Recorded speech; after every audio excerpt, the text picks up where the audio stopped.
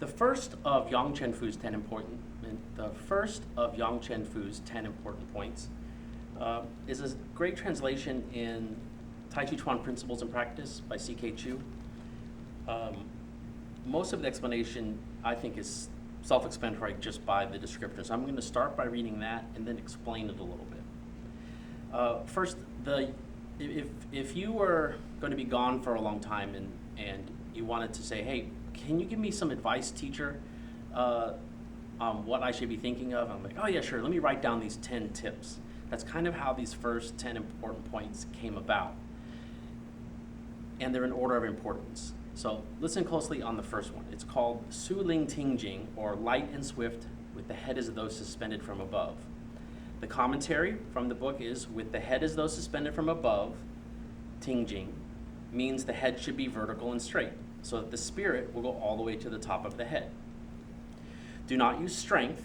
If you use strength, then you will be stiff, and the blood and the chi will not circulate well. Have the idea of lightness and swiftness and naturalness. If you do not have the idea of lightness and swiftness, then the head is though suspended from above, then your spirit will not be able to be lifted up. Okay?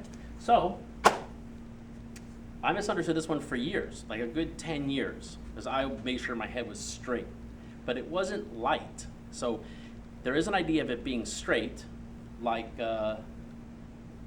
having a book on top of your head, but not stiff. So sometimes I'll use the example in class of like a dog hearing a high-pitched noise and how their head kind of lifts and tilts and comes up.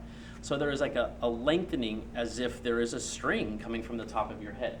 The first and most common error when talking about head suspended for new students is that they will lift the chin up. So we'll say, okay, make sure you have your head suspended, and the chin will go up. And that's not it. The shape of the skull has most of the weight in the back of the head. So when you lift with your head suspended, it's actually as if your spine continued out the top of your head, and it lifts. But you don't want to create 3 or 4 chins with it, so it's not this. So that's another stiffness here. If you just relax, you hear me sigh and just relax, and I'm not slouchy, or I can start by being slouchy, like super relaxed, and then feel a lightness come up. And then all throughout all of the Tai Chi forms, I keep this lightness. But it's hard not to become stiff with it. It shouldn't be stiff like the shoulders and head moving together. That's the stiff. And I can feel it. I actually have to tense up the back of my neck to keep my head with my shoulders. So it's not that, but a lightness in the head. And when is it? It's in all the movements. Does it mean I never bend forward? No, it just means my default position of moving is with my head as though suspended from above.